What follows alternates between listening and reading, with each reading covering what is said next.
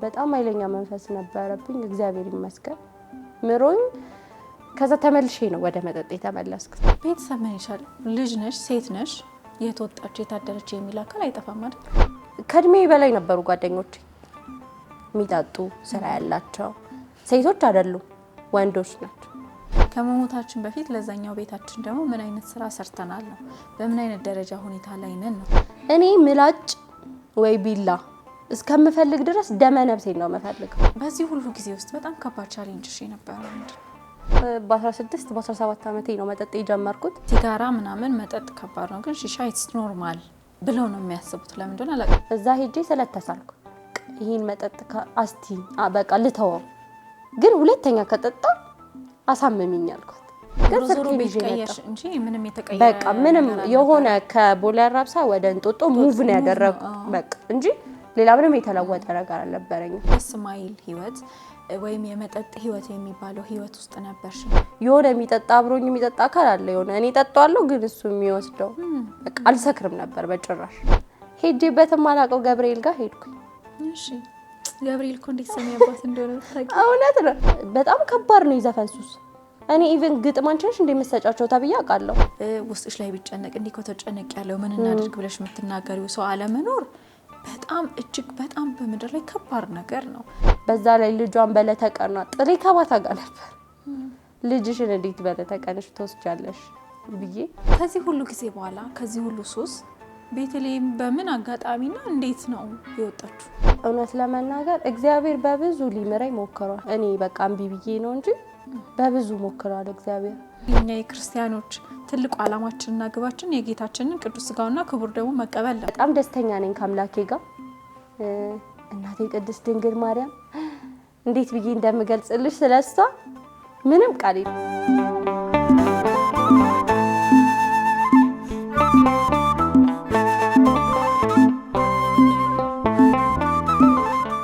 እንኳን ከዘመነ ማቴዎስ ወደ ዘመነ ማርቆስ በሰላም በጤና አደረሳችሁ አደረሰን እያለን ከኢቲአርሲ ሚዲያ እንግዲህ ልዩ ዝግጅት ይዘንላችሁ ወደ እናንተ ቀርበናል ማለት ነው። 2018 የደስታ የስኬት የምህረት እግዚአብሔር አምላክ በሁሉም ነገር የሚጎበኘን ዓመት ያድርግልን ከአሁኑ ምኞታችንን እንገልጻለን ማለት ነው።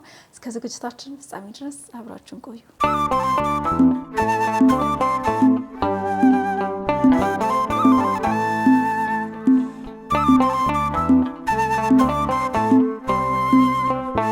የተመለከታችሁ ያላችሁት ኢቲአርሲ ሚዲያ ነው። ከኢቲአርሲ ሚዲያ ላይ ደግሞ የወጣቶችን ህይወት የሚዳስሰው ዝግጅታችን ላይ ነው ያላችሁት። እንግዲህ በ2018 የመጀመሪያው ሴት እንግዳይ ነች ማለት ነው።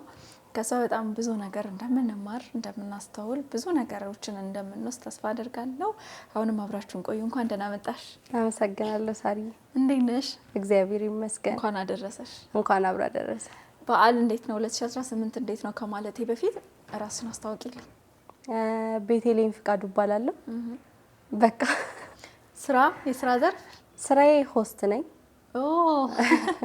ዛሬ ሁለት ጋዜጠኛ እኔ የምጠይቅሻለሁ። በጣም ደስ ይለኛል። አይከብደኝም ማለት ነው። ጥያቄና መልስ የለም። ላይክ ውይይት ነው የሚሆነው። በጣም ደስ ይላል። እንግዲህ የመጀመሪያ ጋዜጠኛ ነሽ ከኔ ጋር ሆስት አድራጊ በኢንተርቪው ደረጃ ማለት ነው። በጣም አመሰግናለሁ ቤትዬ፣ ጥሪና አክብረሽ ስለመጣሽ የባል ፕሮግራም ከኔ ጋር ልታሳልፊኝ ስለመጣሽ በጣም አመሰግናለሁ። ችግር የለም ሳሪ። 2018 እንዴት ነው መግቢያው?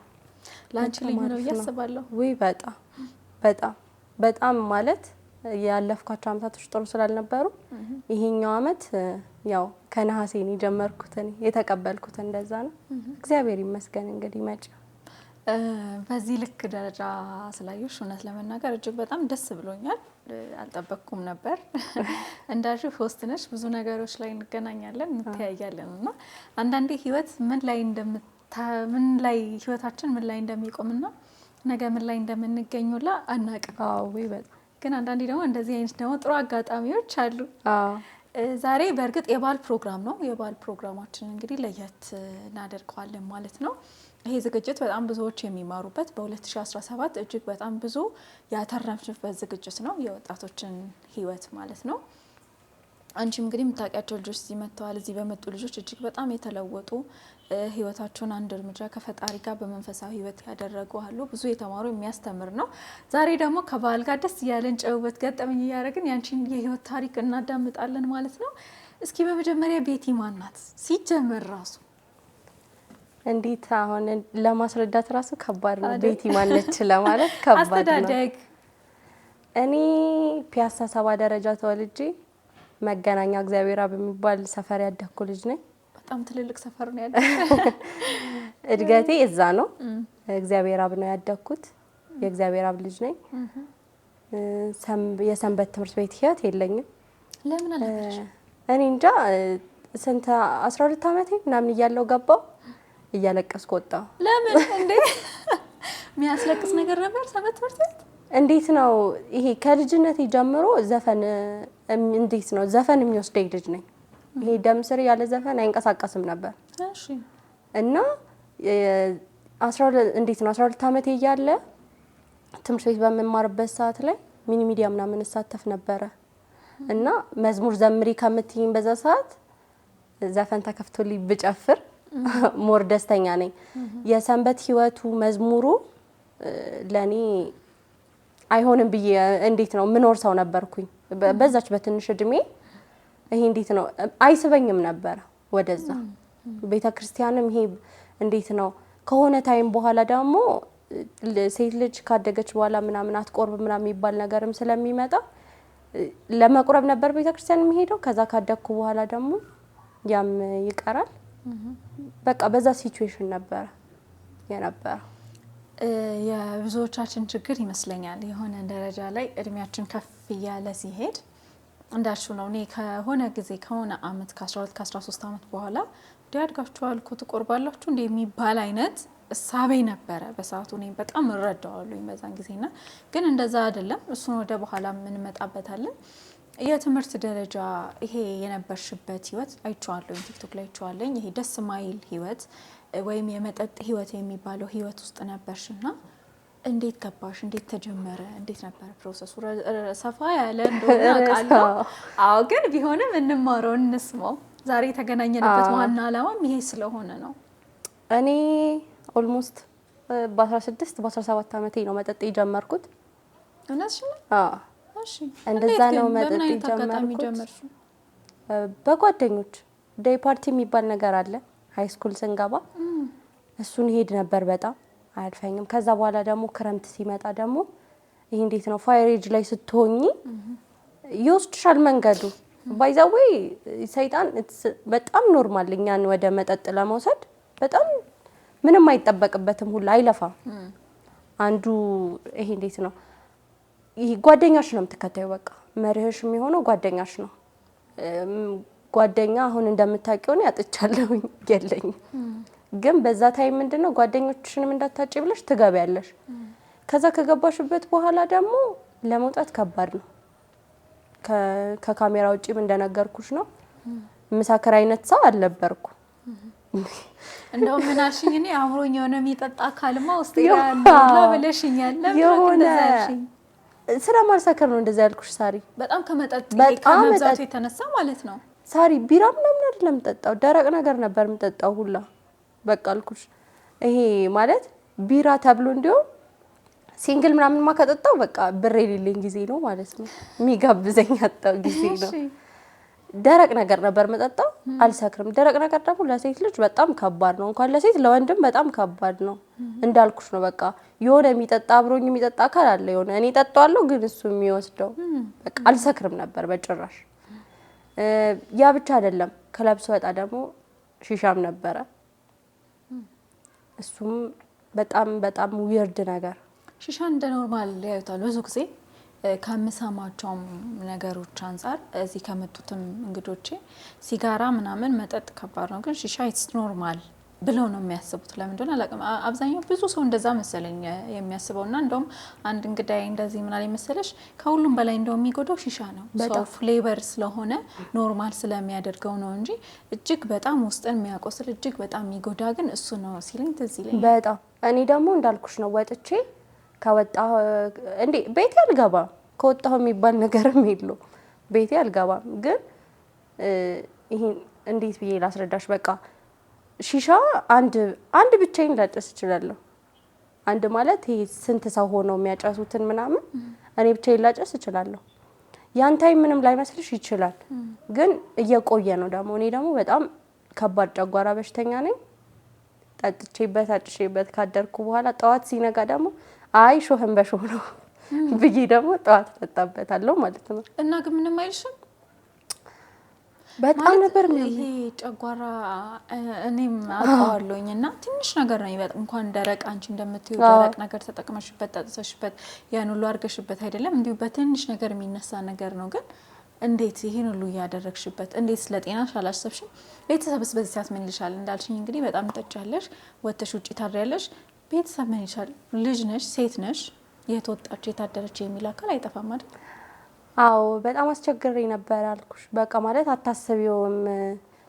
እናቴን በጣም አሰቃይቻታለሁ ማለት ይሄ እንዴት ነው አሰቃይቻታለሁ የሚለው ቃል አይገልጸውም። እናቴን ብቻ አይደለም ያክስቴ ልጅ አለች። ያክስቴ ልጅ ማለት ላይ ከእህቴ ነች በጣም ለኔ። እናቴን ደግሞ በጣም አሰቃይቻታለሁ ማለት ጓደኛ፣ ሁሉም ሰው ያውቃል። ያንቺ እናት በጣም ጥሩ እናት ነች ይላሉ፣ ግን ከጥሩነቷ ይባስ ብቸኛ ልጇ ስለሆንኩኝ ከባድ ነው፣ በጣም ከባድ ነው። ይሄ እንዴት ነው በቃ የሆነው ይሁን ነው የምትለው። እውነት ነው የምልሽ ሳሪ፣ እኔ ያልመለስ ስላት ማለት ነው በእኔ ትጾማለች፣ ለኔ ብላ ትጾማለች። እሷ ለኔ ትሰግዳለች፣ ልጄ ይመለስልኝ እያለች። እኔ ባልሰራሁት ስራ ለኔ አስራት በኩራት እሷ ታወጣልኛለች። አሁን ለቆምኩበት በእኔ ጸሎት አይደለም በእሷ ጸሎት ነው። በእኔ ቤተክርስቲያን ትዞራለች ለኔ ብላ ማለት ነው። እና እናቴን እንዳልኩሽ ነው በጣም አሰቃይቻታለሁ። እንደ ጎረምሳ ሌሊት 11 ሰዓት ምናምን አንኳኳለሁ ቤት ጠጥቼ ነግቶብኝ ማለት ነው። ግን ያ ሲሆን ምንም በቃ ማለት ልጄ ነሽ ብላ ነው የምትቀበለኝ። እንደ ሌላ እናት ከቤት እንደወጣም አላደረገችኝም ምናምን። እኔ አፈንግጬ ወጥቼባት አውቃለሁ ማለት በጣም መጠጡ በርትቶብኝ እኔ ወጥቼ አውቃለሁ። ግን እሷ ስመለስ ትቀበለኛለች። ይሄ አይ እዛ ቤት ወንድ ስለሌለ ነው ይባላል። ማለት ብቻዋን ስላሳደገችኝ ታላቅ ወንድምም ስለሌለኝ ወንድ ስለሌለ ነው ይባላል። እናቴ ግን የሚያውቃት ያውቃታል። የሴት ወንድ ነች። እውነት ነው የምልሽ። ቤቷን እንዴት እንደምታስተካክል ወንድ ያለበት ቤት ነው የሚመስለው የኛ ቤት። ወንድ የሌለበት ቤት አይመስልም። ሁሉም ሙሉ ነው። ወንድ የሚያደርገውን ነገር በሙሉ ታደርጋለች እናቴ። ብነግርሽ የማትገምቻቸውን ነገሮች ታደርጋለች። ግንብ ትገነባለች። እውነት እንደ ወንድ ግንብ ትገነባለች። ቤታችንን ያደሰችው እሷ ነች፣ ወንድ ሳያስፈልገን። ስትቆጣኝም ወንድ ነች፣ ግን እኔ ስለማልሰማት ነው እንደዚህ ሆንኩት። በመንፈስ ነው ምናምን ብዬ መንፈስ ላይ አላላከክም። የራሴን ጥፋት አለበት። ራሴ ብርቱ ስላልነበርኩኝ ጸሎት ስለማልጸልይ ምናምን የራሴን ጥፋት አለበት። በርግጥ ግን በቃ አሁን ስለ እናቴ ብነግርሽ ይሄ እንዴት ነው አይወጣልኝም። አሁን እምለው እግዚአብሔር እድሜና ጤና ብቻ ለሷ ይስጥልኝ። እሷን የምክስበት አሁን 2018 እሷን የምክስበት እሷን ማስደስትበት ያድርግልኝ ነው እምልሽ። ምክንያቱም ይሄ እግዚአብሔር አሁን ከተሻሻልኩ በኋላ ማለት ነው እሳሳለሁ እንዳይወስድብኝ። እሷ ያማታል፣ በመሀል በጣም ጨጓራ ነው ያማታል። እና አንዱ ጸሎቴ እናቴን ብቻ እንዳይወስድብኝ አሁን የምክስበትን ዘመን ያድርግልኝ። እሷን እናቴ በፊት ምን ትል ነበር መሰለሽ? እየጠጣው በነበረ ሰዓት በቃ ማረፊያሽን አይቼ በሞት ትላለች። ማረፊያሽን ሚንስ በቃ ማገባውን ሰው አይታ ብቸኛም ስለሆንኩ ሴት ልጇ እሱን አይታ ብታርፈልኝ እኔ በሞት ይሻለኛል ትላለች። እና የቆረብኩ ቀን ማለት ነው ነገ በሞት ምንም አይመስለኝም አለች። ያሹን ይዘሻል፣ በቃ ኃያል አምላክሽን ይዘሻል እና ከዚህ በኋላ ምንም አይመስለኝም። እና ምን ሆኜ ነው እናቴን እስከ ዛሬ ያላስደሰትኳት በጣም ያልኩበት ሰዓት ነው። ግን እግዚአብሔር እሷን እድሜና ጤና ብቻ ይስጥልኝ። አሜን ይስጥልሽ። 2018 ደግሞ የአንቺ አመት እንደሚሆን ተስፋ አደርጋለሁ። አግብተሽም እናትሽ ማረፊያውን እንደምታይም ተስፋ አለኝ። ተስፋ እናደርጋለን። እኛ በድጋሚ በሰርግ እንደምንገናኝ ምንም ተስፋ አደርጋለሁ። እንደው ቤትዬ ወደ ኋላ ልመልስሽ እና መጠጥ በጣም ከባድ ነገር ነው። በዛ ላይ ትምህርት የሚባል ነገር አለ፣ ራሱን የቻለ ደግሞ ህይወት አለና ትዝ ካልሽ ቤተሰቦቻችን ትምህርት ላይ በጣም ኃይለኞች ናቸው። ትምህርታችንን የሚያደናቅፍ ምንም ነገር እንድናደርግ አይፈቅዱልንም። ኢቨን ሰንበት ትምህርት ቤት እንኳን በፊት ላይ ሲኬድ አይ ከትምህርቷ ጋር ይጋጫል፣ ክረምት ብቻ ነው የምትሄደው ይባል ነበር እኔ በነበርኩበት ሰዓት እና ይሄን ያህል ለትምህርት በጣም ዋጋ ይሰጣሉና እንዴት ግን ሁለቱን አስኬድ? ሱስና ትምህርት አይከብድም? ከእድሜ በላይ ነበሩ ጓደኞቼ የሚጠጡ ስራ ያላቸው ሴቶች አይደሉም ወንዶች ናቸው። ከእድሜ በላይ የሆኑ ከኔ እድሜ የሚበልጡ ኦልሞስት 5 አመት 6 አመት የሚበልጡ ሰዎች ምናምን እነሱ ነበሩ ጓደኞቼ። እናቴ ለፍታለች እንዳልኩሽ፣ እህቴም እንደዛው። ግን አሸነፍኳቸው። አሸንፊያቸው ከቤት ወጣ። ወጥተሽ የት ሄድሽ? ጓደኞቼ ቤት። እሺ ጓደኞቼ ቤት ሄድኩኝ። ያው ኖርኩኝ እነሱ ጋር ትንሽ ጊዜ ማክሲመም 1 ወር 2 ወር እንደዛ ያህል ነው ይኖር። ግን ያው እናት አይደለች፣ ሲጎልብኝ ሲሄድ ደግሞ ተቀበለች። ምንም ሂጃ ስለሌለኝ ሲጎልብኝ ተቀበለች። ግን መስራት ጀመርኩኝ፣ ስራ መስራት ጀመርኩኝ። ያልሰራው ስራ የለም ዛሬ ኦልሞስት 8 አመት ሊሆነኝ ነው ትምህርት ካቆምኩኝ። ያልሰራው ስራ የለም። ሴልስ ሰርቻለሁ። የተለያዩ ኮስሞቲክስ ቤቶችም እንትን ልብስ መሸጫ ቤቶችም ሆቴል ማናጀር ሆኜ ገብቻለሁ። አረ ብዙ ስራ ነው የሰራሁት። ጋራጅ ሰርቻለሁ። ሪሴፕሽን ሆኜ እነሱ ጋር ሰርቻለሁ። ገንዘቡ ምን እንደምታደርጊበት ሲመጣ ጠጪበታለሽ? እና ታዲያ መሳሪያው ለመጠጥ ነው። እና ተበድሬ ጠጥቼ አውቃለሁ። ሳሪ በየቀኑ መጠጣትሽ ግዴታ ነበር ያኔ? ማለት ይሄ ላይክ እንዴት ነው መሰለሽ? ይሄ በየቀኑ ሳይሆን ቅዳሜ በሬ አጠራር ቀይዋ ቀን ትባላለች። እሺ።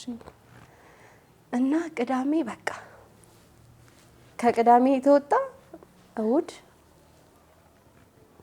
ከዛ በኋላ ሰኞ ነው ወደ ስራ ገባለሁ።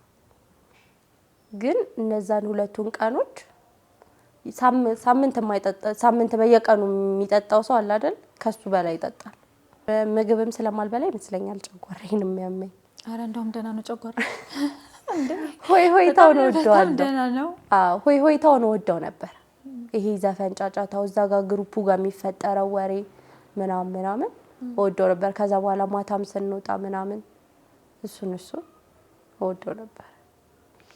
እውነት በጣም እኔ ደስ የሚል ታሪክ ነው እየነገርሽኝ ያለሽው እና ከእንደዚህ አይነት ሱስ እኔ እንዴት እንደወጣሽ አሁን ላይ እንዴት እንደተገኘሽ በህይወትሽ የተለወጡት ነገሮች እንዴት እንደተለወጡ በእውነቱ ለማወቅ በጣም ቸኩያለሁ። እንግዲህ አሁን ያለነው 2018 ነው።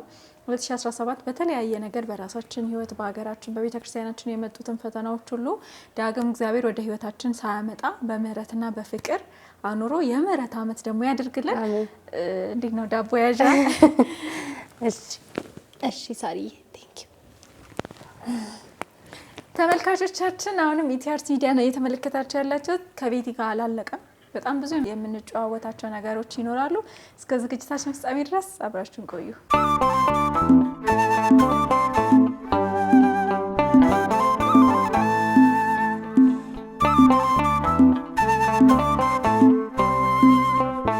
ዳቦ እንዴት ነው? በጣም ቆንጆ ነው። አሪፍ ነው። ባለሙያ ነሽ። ተመልካቾቻችን አሁንም እንግዲህ ቆይታችሁ ከኛ ጋር ይሁን ማለት ነው። በጣም ደስ የሚል ታሪክ ነው የነገርሽኝ ያለሽው ቤትዬ። እንደው ግን ስንት አመት ቆይሽ ማለት እንችላለን በዚህኛው ህይወት? በመንፈሳዊ አይደለም በዛኛው? አረ ኦልሞስት ከ17 አመት እስከ አሁን ኦልሞስት እስከ 24 አመቴ በጣም ብዙ አመት ነው። አሁን 24 አመቴ ነው። ገና ልጅ ነሽ። አረ በጣም ቢመልሱኝ ወደ 17 ደስ ይለኛል። የሆነ ያጠፋሻቸው ብዙ ነገሮች ማስተካከላቸው ነገሮች ግን አሉ። ትምህርትም ነው የሆነ መጥፎ ጎኑ እንዳለው ነው ደግሞ በጣም ብዙ የምትማሪባቸው በጣም ብዙ ነገሮችን የምታስተካክይባቸውም ደግሞ አመት ሆኖ ነው የሚያልፉት። በህይወታችን የሚያልፉት እያንዳንዱ አመት ትምህርት ሰጥተውን ነው። ለምሳሌ 2017 በህይወታችን በጣም ብዙ ነገር የገጠመን ሊሆን ይችላል። ሀዘኖች፣ ደስታዎች፣ ብዙ ነገር። አሁን 2018 ላይ ደግሞ እናስተካክላለን። መቼም ሰው አይደለን፣ አይምሮ ተሰጥቶናል በጣም ችግሮችን የምናስተካክልበትና ኦልሞስት በጣም ረጅም አመት ነው የቆየሽው። በዛ መሀል ሳሪ እውነት ለመናገር እግዚአብሔር በብዙ ሊምረኝ ሞክሯል። እኔ በቃ እምቢ ብዬ ነው እንጂ በብዙ ሞክሯል እግዚአብሔር። 2013 2012 ምናምን በመሀል ያልነገርኩሽ ታሪክ ታምሜ ነበር። ምን መንፈስ ባለጌ መንፈስ ታምሜ ነበር። እንደዛ ጅሩ ሄጄ ነው የተማርኩት። እግዚአብሔር የማረኝ እዛ ነው። የመጨረሻ የተማርኩት ደግሞ ቃጸላ ማርያም ነው። በህይወታችን እኛ ቤት ቃጸላ ማርያም ብዙ ታሪክ አላት ብዙ እና በጣም ኦልሞስት ወደ 6 ወር ምናምን ታምሜ ነበር። በጣም ኃይለኛ መንፈስ ነበረብኝ። እግዚአብሔር ይመስገን ምሮኝ ከዛ ተመልሼ ነው ወደ መጠጥ የተመለስኩት። እውነትም ይሄ በጣም ከእድልም በላይ ነው። እንዴት ይሻልሽ? ትቼ ነበር መጠጥና እናቴ ይሄ ስራ ትሰራ ነበር። እኔ እዛ በታመምኩ ሰዓት ይሄ እንዴት ነው ቤተክርስቲያን መሄድ ሰው አይደለሁም፣ ነግሬሻለሁ መጀመሪያ። ቤተክርስቲያን መሄድ ሰው አይደለሁም፣ ግን ይሄ ለሆይ ሆይታ ዘንዶ አስራባታ ማርያም ያኔ ሰው በጣም በሚመጣበት ሰዓት ሰው የሆነ ሰው የሚበዛበት ቦታ ተወጃለሽ ነበር። በቃ እና እዛ አሁን የምኖረው ቦሌ አራብሳ ነው። ቦሌ አራብሳ ጓደኞች ነበሩኝና እነሱ እንሂዳለን። ከዛ ለ7 ቀን እንሂድ ነው። 7 ቀን ስቀመጥ በጣም ኖርማል ነበርኩኝ። እሺ ላይክ 8ኛ ቀን ላይ ነው 8ኛ ቀን ላይ ይሄ አንበሳ ራሱ እንደኔ አያገሳም ነበር። በጣም ነበር የሚያስገሳኝ ምናምን ላይክ ከዛ ጸበል ስጠመቅ ምናምን ሳይጮህ እየተጋለጠ መጣ። ዝም ብሎ ይጥለኝ ምናምን ጀመር። ሲጥለኝ እንደዚህ ኖርማል ቦታ ምናምን አይደለም ይጥለኝ። ይሄ እንዴት ብዬ ላስረዳሽ? በጣም ይሄ ኮረብታማ ምናምን ሊያስፈነክተኝ የሚችል ቦታ ምናምን ነው የሚጥለኝ የነበረውና እናቴ እንደዛ ሲሆን እንደ ኖርማል ነው ያየችኝ። ማለት ሌላ ጊዜ ቤተክርስቲያን እንደሚሄደው ምናምን ነው። እዛ እንደ ቀልድ 19 ቀን ምናምን ተቀመጥኩ እዛ ባታ ማለት ነው። ባታ። እሺ ከዛ ከ19 ቀን በኋላ መንፈሱ ተጋለጠ። ጮኸ ራሱ ቅባ ቅዱስ ከተቀበው በኋላ ራሱ ጮኸ። እናቴ እንደዛ ሆኜ እንድታየኝ አልፈልግም እኔ ማለት ይሄ እንዴት ነው ጥሩ ይሰማታል አልልም እኔ እና ነፍሱን ይማረውና አንድ ጓደኛ ነበር የሚያስታምመኝ እዛው ያገኘሁት። እኔ ስለሱ ማውራት አልችልም። በጣም ከባድ ነው ስለሱ ማውራት። እዛው ባታ ነች የሰጠችኝ። እሱ መጠጥ የጀመርኩበትን ምክንያት ነግርሻለሁ። ባታ ነች የሰጠችኝ። እሱ ነው ቀጥ ብሎ ያስታመመኝ። እናቴ ገንዘብ ትልክልናለች፣ ስራዋ ስለማይመቻት ገንዘብ ትልክልናለች። ገንዘቡ ደግሞ ስራ ካልሰራች አይመጣምና ምግብ ትልክልናለች። ቅዳሜና እሁድ ነው ምግብ የምንበላው። በመሀል ያክስቴ ልጅ መታ አስታምማኛለች። እሷም ልጆች ስላላት አይመችም እና እሱ ነበር የሚያስታምመኝ። ቀጥ አድርጎ ያዘኝ እሱ ነበር። ልብሴን ያጥብልኛል። ማለት ታላቅ ወንድም ታውቂያለሽ አይደል? በቃ እሱ ነው። ዳዊት ይባላል እና ከዛ ወጣን። እኔ ተሻለኝ። ወደ ፊልም ሙያው መጣው። ፊልም ሰራው። እሺ ምን አይነት ፊልም ሰራሽ? ጥሩ ህይወት ላይ ነበርኩኝ። ምን አይነት ፊልም ሰራሽ? የዩቲዩብ ፊልም ነው። በመሀልም የዲኤስቲቪ ድራማ እንደ ኮረስ ሆኜ ገብቼ ሰራሁኝ። ከጸበሉ በኋላ ማለት ነው። ከጸበሉ በኋላ ተሽሎኝ እግዚአብሔር ይመስገን ጥሩ ህይወት ላይ ነበርኩ። ከወንድሜ ጋርም እንዳልኩሽ ጥሩ ግንኙነት ነበረ። እቤትም ያውቁኝ ነበር የሱ ወላጆች ምናምን። ከዛ በመሀል የባታን እንትን መዘከር ጀመርን እኔ እና እሱ በየወሩ እንድንገናኝ ብለን የባታ ልጆች እዛው የነበሩትን ሰብስበን እዛው መገናኘት ጀመርን ምናምን። ከዛ ደወልኩለት። ማንም ሰው እንደሚጠራኝ ቤቲ ምናምን ብሎ አይጠራኝ ስለሚያላግጥብኝ ማሚቴ ምናምን ነው የሚለኝ። እና ሄላው ምናምን ተደዋወልን። ከዛ እንዴት ነው ዛሬ በጣም ደብሮኛል ምናምን አለ። ኦልሞስት 5 ሰዓት ሊሞት 3 ሰዓት ላይ ማለት ነው።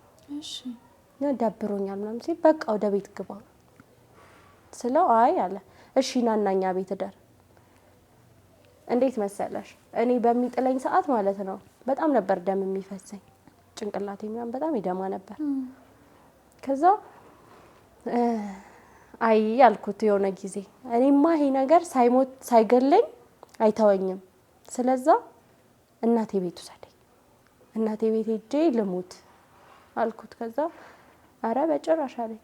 ያንቺን ሞት እንዴት ቆሚያ ያለው በጣም ነው የሚያላግጥብኝ።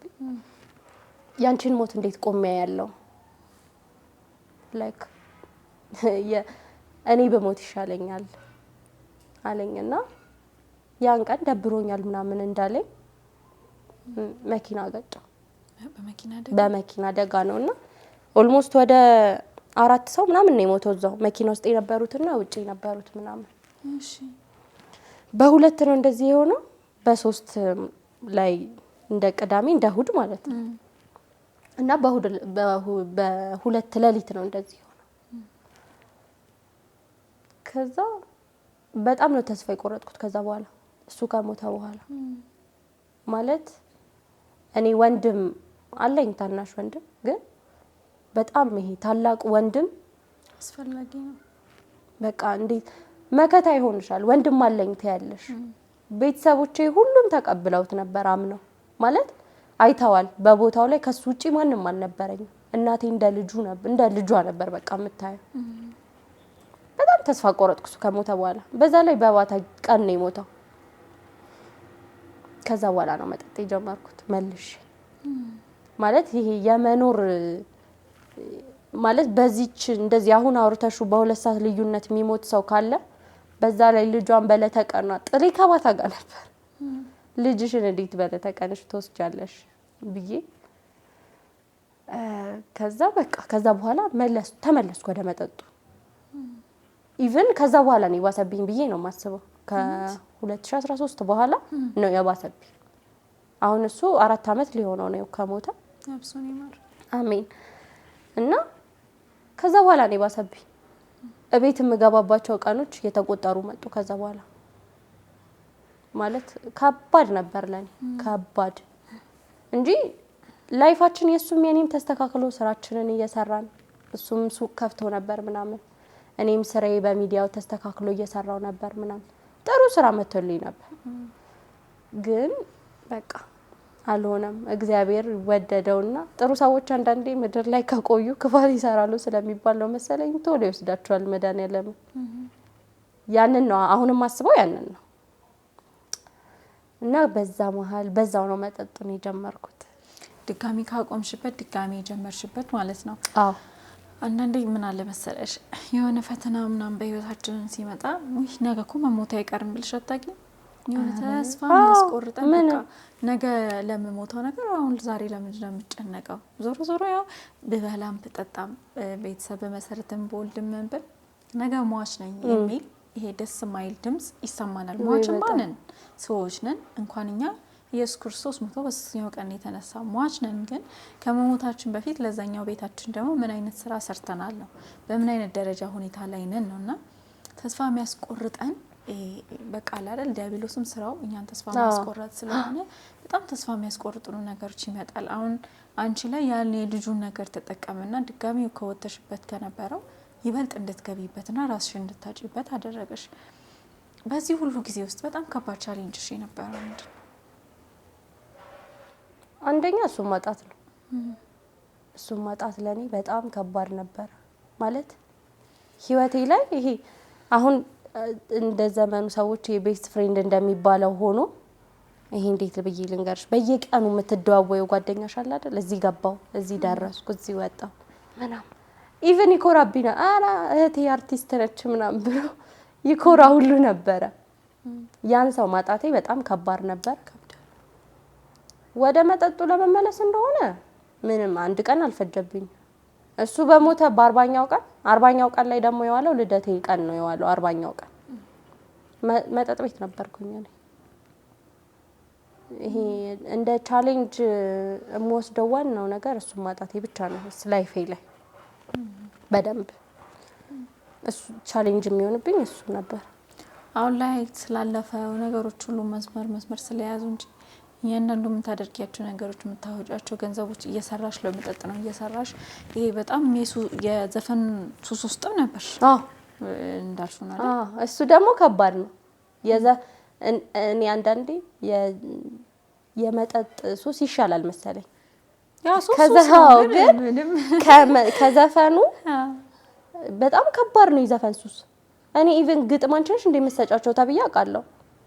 ተሸመጅዩ ነበር በስማ በጣም ለትምህርቴ እንዲህ ብሸመድጅ ኧረ እናቴ ትለኛለች። ይሄን የትምህርቱን እንዲህ ብሸመድጅ የት በደረስሽ ነበር። እንደዛ ባል ነበር። በጣም ከባድ ነበር የዘፈኑ ሱስ ከባድ ነበር ይመስለኛል። ከቤተ ክርስቲያንም የሚያርቀሽ አንዱ ዘፈኑ ሱስ ካለብሽ ይሄ ቤተ ክርስቲያን ሄደሽ ቅዳሴውን ስትሰሚ እንዳልኩሽ ነው። ባለፈው ያልኩሽ ነበር ቅዳሴው በቃ በተለይ እግዚኦታ በጣም ነው የሚረዝምብኝ የነበረው። ይሄ አይጨርሱም እንዴ እስከምል ድረስ ነበር። እና ይሄ እንዲያርቅሽ የሚያደርገው ዘፈኑ አንድ ነው። ለምን የዘፈኑ ዜማና የዚህ ዜማ በጣም የተራራቀ በጣም አይገናኝም። እና እዚህ ጋር ስትመጪ ይሰለችሻል። የዘፈኑ ዜማ ደግሞ ይሄ እንዴት ነው የሚያስደስትሽ ይመስልሻል እንጂ አያስደስትም። እያስደሰተ እየመሰለሽ ነው የሚገባው። ያ ይመስለኛል በጣም ከባድ ነው። ብዙ ጊዜ እንዳልኩሽ ነው ጋር የሚመጡ ልጆች የብዙ ነገር ሱስ ውስጥ አሉበት። ግን እንዳልኩሽ ነው ዘፈን ትንሽ ከበድ ይላቸዋል። ምክንያቱም በየሄዱበት ኢቭን ከሱስ ከመጠጥ ቤት ልራቅ ብትይ ሙዚቃ ወይ ታክሲ ትሰሚያለሽ፣ ወይ ራዲዮ ትሰሚያለሽ፣ በየሆቴል ትሰሚያለሽ። የምትሰሚባቸው ነገሮች በጣም ብዙ ስለሆኑ እንዴ የሆነ አለ አይደል ከባድ ነው። ብቻ ቀላል ነገር አይደለም እውነት ለመናገር። ግን ደግሞ የራስ ጥረትም ያስፈልጋል። አንቺ ረጅም ዓመት በመጠጥ ሱስ ውስጥ ነበርሽ። እንደውም ስገልጪልኝ ምናሽ የሆነ አብሮ የሚጠጣ ሰው አለ እስከዚህ ድረስ ኦብቪስሊ በቃ አንቺ አልነበርሽም። ምክንያቱም በዚያን ያልክ እየጠጣሽ ምንም የስካር መንፈስ የስካር ስሜት የማይሰማሽ ከሆነ ውስጥሽ ላይ የሚቀበልሽ አለ። በመሰረቱ እንደዚህ አይነት ስራ የሚያሰራው የሆነ ሰው ጤነኛ ሰው ሆኖ ስፔሻሊ ኦርቶዶክስ ሆኖ ጤነኛ ሰው ሆኖ የመጠጥ እንደዚህ በጣም አዲክቲቭ መጠጥ ላላ ይጠጣ ይችላል። መጠጣትም የለበትም ኖርማሊና ዲያብሎስ በተለያየ መንገድ ይፈትናል፣ የተለያየ ነገር ውስጥ ያስገባናልና አንቺ ደግሞ በጣም ልጅ ነበርሽ እንደነገርሽኝ። ትልልቅ ከእድሜሽ ከፍ ያሉ ነበሩ እና ብቻ እግዚአብሔር ይመስገን ስላለፉት አመታት። እግዚአብሔር ይመስገን። ቀጣይ አመት ደግሞ የተሻለ ነገር ነው። ሁሉም የየራሱን የተሻለ ነገር ነው ይዞ ይመጣውና እኔ ምን አምናለሁ መሰለሽ እግዚአብሔር ሰው የሚፈትነው እኔ የምፈተነው በምችለው ልክ ነው። አንቺ ሜቢ አንቺ ፈተና ሊገባ ይመጣል አልችለው ይችላል። የኔ ፈተና አንቺ ጋር ቢመጣ ደግሞ ላስቲዩት ቻንስና ሁላችንም እንደያቅማችን ነው የምንፈተነው። ቆይታችን እንዴት ነው? ጥሩ ነው። ግን የጋዜጠኝነት እንዴት ነው ልምዴ እየፈነቀለ ነው እንዴ? በጣም ደስ ይለኛል። ቀለል ነው ያደረግሽልኝ። እንዲያውም ካሜራ ከባድ ነው ለኔ። ሬዲዮ ጣቢያ ስለነበር የምሰራው ከባድ ነው ካሜራ። አይ አጥራሪም ብዙም እንትን አልልም አልንቀጠቀጥም። ለምን የራሴም ክሮች ስላሉ አብሬያቸው የምሰራቸው ልጆች አዶም ሲኒማ ይባላሉ። የምሰራቸው አብሬም እነሱ ስላሉ ከነሱ ጋር ሆስት አደርጋለሁ። አልፈራም ካሜራ። ግን ያው እንደ ሬዲዮ ጣቢያው በስነ ስርዓት እንዴት ልበልሽ ሬዲዮ ጣቢያው ላይ ነው የቆየሁት ከካሜራው። በጣም ደስ ይላል። በዚህ ሬዲዮ ጣቢያ መስራት በጣም ደስ የሚል ነገር አለ። ወይ በጣም ማንም አይሽም እኮ እሱ ብቻም ሳይሆን ልምድም። እኔ ከዩኒቨርሲቲ ሳልወጣ በፊት ሬዲዮ ጣቢያ ላይ ለትንሽ ጊዜ ቢሆን ሰርቼ ነበርና አሁን እንዴት ገባሽ ልል ነበር። እንዴት ገባሽ ኢቲአርት እንዴት አስገቡሽ ልል ነበር። አንኳኩቼ ሰው አለ እንዴ ብዬ ሳይለም ጊዜታ ብዬ ነው የገባሁት። ኢቲአርት ሚዲያ እንደ አጋጣሚ ነው የተቀላቀልኩት። ኦልሞስት 4 አመት ሊሞላኝ ነው። እንደው የሚገርምሽ ነገር የማስታውሰው ኢቲአርት ሚዲያ ማስታወቂያ ሲያወጣ እኔ ጓደኛዬ አግብታ ወደ ወላይታ ሶዶ ነበርኩኝ ትዝ ይለኛልና ጓደኛዬ በቃ ተከታትላ ሲቪ እንዳስገባ ምናምን ታደርገኝ ጓደኛዬና እንደዚህ ቋውጥቷል ምናምን ነገር አለችኝ። ምንም ይሄን ያህል ቦታ መርሰጥ ምንድነው የወጣው ምናምን ነገራች እንዳጋጣሚ ደግሞ የኢቲአርት ሚዲያ ባለቤት አዲስ አበባ ዩኒቨርሲቲ የቲያትር መምህር ነውና ቲያትር ተማሪ ስለነበርኩኝ አስተምሮኛል፣ አውቀዋለሁ። ላኩለት። እኔ መሆኔንም አላወቅም ነበር፣ እግዚአብሔር በሚያውቀው ላኩለት ምናምን ነገር ከጨረስን ፋይናል ላይ ከተመለስኩ በኋላ እንደውም ማስታወሰው የሚገርምሽ ነገር የመጨረሻው ፈተና ሰኞ ነው ተብዬ እኔ እሁድ ሰርግ ነው፣ ሰኞ ምላሽ ነው፣ ወላይታ ሶዶ ነው፣ ሩቅ ነው ያለሁትና በቃ ምን እንደማደርግ ግራ ገብቶኝ በቃ ታገሰኝ፣ አንድ ቀን ብቻ ታገሰኝ ብዬ ማክሰኞ በሌሊት ነበር የመጣሁትና የመጀመሪያ ስራዬ ነው ማለት ይቻላል። ከግቢ ወጥቼ የገባሁት ቀጥታ እዚህ ነው።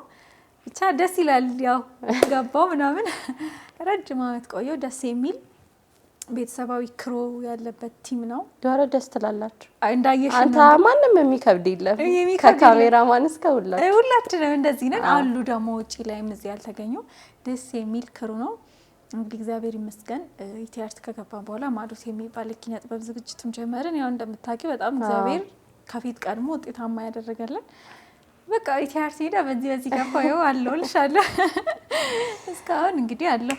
እንዴት ነው ጥያቄ ላይ እንዴት ነኝ? ጎበዝ ነሽ። ያላሰብኩት ነው ይሄ አቃለው ጠብቄያለሁ እኮ ሆስት ስለነበርሽ የሆነ ነገር እንደምትጠይቂኝ ጠብቄያለሁኝ። ግን ኢቲአርት ሚዲያ እንዴት ገባሽ ብሎ የጠየቀኝ ሰው የለም። እንዲያውም አንድ ጓደኛዬ ስመጣ ወደዚህ አሁን በቃ ልጅቷ እኮ ምንም ላጠይቅሽ ነው በቃ ጥያቄ እያወጣሽ ነው እንዴ ልጠይቂያት ነው እንዴ መጥተሽ ተብዬ ነው የመጣሁት። እንደዚህ ራሱ ግን ደስ ይላል። ባይዜ እንደዚህ ስትረዳድና የሆነ ሙያው ላይ አንድ ላይ ስትሆኚ አንደርስታንድ ትደራረጊያለሽ፣ በጣም ትግባቢያለሽ ምናምን ነገርና አንድ ሰው ብቻ ጠያቂ አይሆንም። ውይይት ነው በጊዜ የመጣሁት እንዴት እንደምትጠብቂ ስለማውቅ በጣም በዚህ አጋጣሚ በጣም ማከብርልሽ ነገር ቀረጻችን የነበረው ከቀረጻችን አንድ ሰዓት ቀድማ ነው የመጣችው። እንደውም የለንም ነበር። አውቃለሁ ሰው እንዴት እንደምጠብቅ ነው ያውቃለሁ። ያስጠብቃለሁ። ለኢንተርቪው ጠይቂያቸውን ቢሲሉኝ ልቤ እንዴት እንደሚቆስል ነው ያውቀዋል። በጣም ነው ማዝነው። በተለይ መጀመሪያ ሚዲያ ላይ የገባው ይሄ ስሩ ፕሮሰስ ስለምጆ ኢትስ ኖርማል ብለሽ ትኖሪያለሽ። መጀመሪያ ላይ ግን እኔ እጨነቅ ነበር ብታይ በቃ ወይኔ ከስራ መባረሬ ነው እላ ነበረ። አትንተባተቢም ሁላ የመጀመሪያ ሰሞን በጣም ከባድ ነበር ካሜራው እውነት። በጣም ማስታወሰው ዜና በተለይ ዜና በምንሰራበት ሰዓት እጅግ በጣም ከባድ ነበር።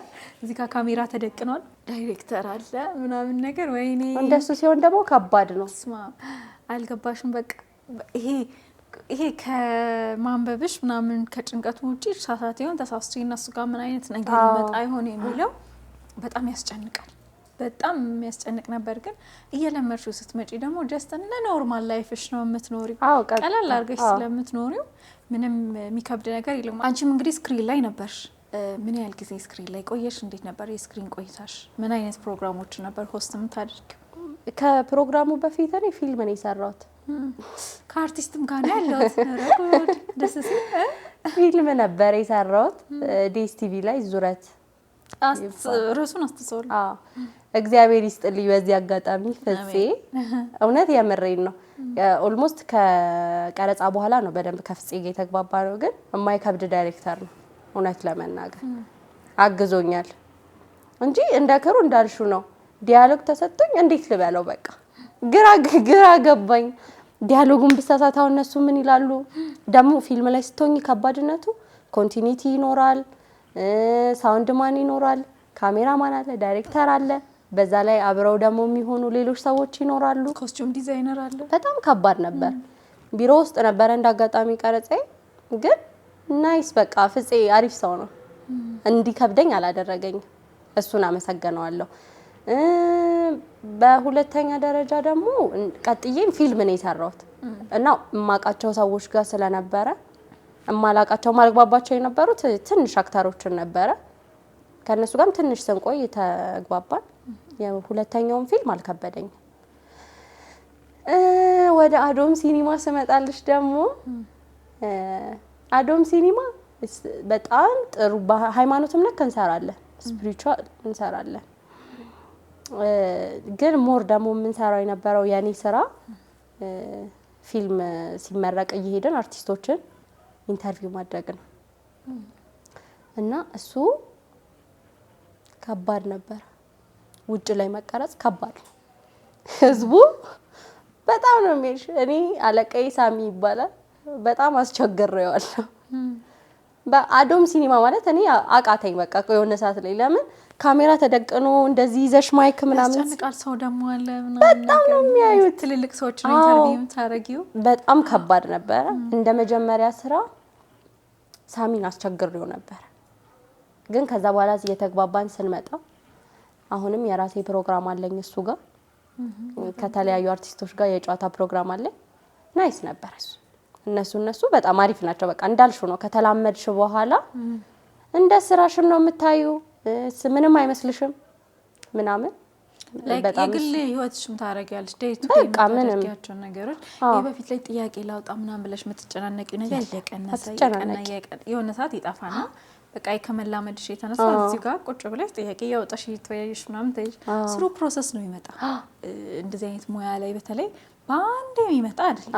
የትኛውም ፐርፌክት የምትይው የሚዲያ ሰው ይመጣ ራሱ የመጀመሪያ ቀን ከባድ ነው የሚሆነው፣ ግን እየለመደ ነው ይመጣውና ደስ ይላል። ከሚዲያ ባለሙያ ጋር ቁጭ ብሎ ማውራት በጣም ደስ ይላል። ያንቺ ቢግ ፋን ነበርኩ እኔ እውነት ወይ ነገርኩሽ ባለፈው እኮ ነገርኩሽ። በምንድነው ማይ ቤስት ፍሬንድ እዚህ መታ ነበር ፊፊ በፊፊ ነው ቀድሜ የማውቅሽ። ጺም ከዛ በፊት ቀርባ ነበረ። ያው እንደ ፊፊ አልነበረም ጓደኝነታችን ከጺ ጋር ግን በቃ በዛ እኔ ያን ታይም ነው የማውቅሽ ማለት የዛሬ 2 አመት ምናምን 2 አመት 3 አመት ኦልሞስት እና አድናቂሽ ነኝ እያልኩሽ እኮ ነው። በጣም አመሰግናለሁ። ሶጣ ምናምን ፈርምልሻለሁ። እሺ ፎቶ እንዳትረሺ ይባላል። ኧረ ምንም ችግር የለም። ቤትዬ በጣም ደስ የሚል ቆይታ ነው እያደረግን በአልባሌ ምሽት ፕሮግራም ነው እያደረግን ያለውና ከዚህ ሁሉ ጊዜ በኋላ ከዚህ ሁሉ ሱስ ቤተልሔም በምን አጋጣሚና እንዴት ነው የወጣችሁ? በጣም ከባድ ሱሶች ነበሩባትና አሁን ላይ ለውጥሽን አውቀዋለሁ። እንዴት ተገናኘ? የኔ ለውጥ የጀመረው የዛሬ 3 አመት ነው። እሺ እንዴት? ጺ ነች ጺ የሰሚነሽ ጺ ባይዜ በዚህ አጋጣሚ እጅግ በጣም ብዙ ሰው ቀይራለች። በሷ ምክንያት በጣም ብዙ ሰው ሚዲያ ላይ እኛ ሚዲያ ላይ አይቷት በጣም ብዙ ሰው ተለውጧል። ከውጪ ድረስ ራሱ እሷን እያናገሩ እየመጡ በጣም የብዙ ሰዎችን ህይወት የቀየረች ነች። እግዚአብሔር አምላክ አሁንም ባለችበት ህይወቷን የሰመረ የስኬት ያደርግላት። 2018 በጣም የስኬትና ብዙ ሰዎችን የምትለውጥበት ያደርግላት። በዚህ አጋጣሚ ላስተላልፍኝ ነው ይቅርታ። በዚህ አጋጣሚ ደግሞ እኔ ጓደኞቼን ጺም በጣም ጓደኛዬ ነበረች። ፌቨር ወንደሰንም አብዛኛው ሰው ፊፊ ነው የሚያውቃት። ፊፊም በጣም ቤስት ፍሬንድ ነበረች። ብዙ ነገር አብረን አሳልፈናል። ጥራዋል እኔን ለመለወጥ ሞር ፊፊ በጣም ጥራለች እውነት ለመናገር። አሁን ላይ እኔ የማደርገውን ነገር ነው እሷ ያደረገችው። ኦልሞስት እኔ አለማዊ ጓደኞቼን እየተውኩኝ ያለውበት ታይም ነው። ብዙ ነገር ጥረዋል ሁለቱ ጺም ፊፊ በጣም ጥረዋል። እኔ አማልሰማ ሰው ሆኜ ነው። ግን ወደ ጥያቄው ስመለስልሽ ጺ ነች ሰሚነሽ የወሰደችኝ። እንደዚህም ሚዲያ ላይ ምናምን አልቀረበችም ነበር ያኔ እኔ እና እሷ በምንሄድበት ሰዓት የዛሬ 3 አመት ምናምን እና ያኔ ስትወስደኝ ስለተሳልኩ ከባድ ስለት ባይዘው ስትሳሉ ይደርሳል። በተለይ ከባድ ከሆነ ይደርሳል። ምን ተሳልኩኝ ሰቢነሽ ገብቼ እኔ የኪዳነ ምሕረት ወዳጅ ነኝ። ንቅሳቴን አይተሻል? ያው ንቅሳትሽ በፊት ላይ የነበረ ነው። በፊት የነበረ ነው፣ ግን በፊትም ኪዳነ ምሕረትን ወዳታለሁ ነው። ምን ተፈጠረ መሰለሽ ሰሚነሽ ሄድኩኝ። በጣም ነው መወዳት ኪዳነ ምሕረትን ምናምን እና እዛ ሄጄ ስለተሳልኩ ይሄን መጠጥ አስቲ በቃ ልተወው፣ ግን ሁለተኛ ከጠጣ አሳምሚኝ አልኳት። አሁን እኮ በመጠጣበት ታይም እኮ ያመኛል፣ ግን ሞር አሳምሚኝ ነው በቃ ትእዛዙ። አንቺ ለመውጣት ነው? እኔ ለመውጣት ነው ለመተው ነው። እሺ ከዛ ተመለስን ከሰሚነሽ ምናምን አሪፍ ግንኙነት ነበረ እንዳልኩሽ ከነጺ ጋር ከነፊ ጋር። ከዛ የሆነ ታይም ላይ ያንድ ጓደኛዬ መልስ ነበረና ወጣ። ኦልሞስት ከ2 ወር ምናምን በኋላ ማለት ነው መጠጥ ሳልጠጣ። ከዛ ወጣሁኝ። ካልጠጣሽ አለኝ። በኖርማሉ ጊዜ እንኳን እኔ አዋሽ መጠጣ ሰው አይደለም አሁን ላይ ማለት ነው። እና ካልጠጣሽ ሲሉኝ ስለካ እንደ ወይን እንደሚቀዳልሽ ግማሽ ነው የተቀዳልኝ እና ያችን ብቻ ነው የምጠጣው። ስለቴን ረስቼዋለሁ እና ያችን ጠጣው። ያችን በጠጣ ምንም አታረገኝም ነው እኔ በጣም ተደፋፈርኳትና ያችን ጠጣው። ወይኔ ሳሪ አታምኝም። በነጋታው ፊፊ ከነባሏ ነው ያስታመሙኝ። እግዚአብሔር ይስጣችሁ። በዳዴ ነው የሄድኩት። በቃ ህመም ስልሽ ይሄ ጨጓራችን የሚያመን አለ አይደል? 10 እጥፍ ምናምን ነው የታመምኩት። አይኑ ከባድ ነው። ፊ ደግሞ ጎበዝ ሼፍ ነች። ምግብ ሰርታ ምናምን ይዛልኝ የመጣችው። በጣም በከባዱ ነበር የታመምኩት። ግን እንደዛም ሆኖ እንዳልኩሽ ነው አልማርኩትም። እስካሁን እስከ ጥምቀት ድረስ ጠጣ ነበረ። እየታመምሽ ማለት በቃ ያው ፉት ነው። ግን ፉት ብዬ የምታመማለሁ። እግዚአብሔር ይመስገን። ከጥምቀት በኋላ ግን እስካሁን አልቀመስኩ። እንዴት ተውሹ? እንዴት መሰለሽ አንድ ላይ ነው የተውኩት ነገሮችን እኔ ሁሉንም ጓደኛም መጠጥም ላይክ በኔ እንዴት ነው የሚያሾፉ ሰዎች አሁን መጠጥ ስታይ ምናምን የሚያሾፉብሽ ሰዎች ወይ እንውጣስ ብለውሽ ሳትወጪ ስትቀሪ የሚያሾፉብሽ ሰዎች አሉ አይደለ? እነሱን ሁሉንም አንድ ላይ ነው የተውኳቸው። ግን እነሱን ስተው ከጥምቀት በኋላ እንዳልኩሽ ከባድ ዲፕሬሽን ውስጥ ገባሁ። በአንዴ ነው ሁሉንም ነገር ያጣሽው። ሰው ስፔሻሊ ሰው ማጣት በጣም ከባድ ነው። እንዳልኩሽ እንደነገርኩሽ የረጅም ጊዜ ሪሌሽንሺፕ ፌል አደረገብኝ። ከዛ በኋላ ደግሞ ሰው አጣው። ያኔ የዛሬ አመት የ2016 ነሐሴ ላይ ምናምን እንጦጦ ገብቼ ነበር ነገርሽ ነበር ሱባኤ። አሁን ነው የገባኝ ሱባኤ ስትገቢ የሆነ ነገር ይዘሽ ነው መግባት ያለብሽ ጥያቄ እንደነገርኩሽ ከዚህ በፊት። እኔ የማይረባ ጥያቄ ነው ይዤ ገባሁት። ማለት አሁን ላይ ብትለምኝም እግዚአብሔር ይሰጥሻል። ግን እንዳልኩሽ ነው የማይረባ ጥያቄ ዋዛ ፈዛዛ የሆነ ሱባኤ ነው ያስኩት። ያ ደግሞ ለህይወት ትልቅ ዋጋ ያስከፍላል። አሁን ላይ የገባኝ እሱ ነው።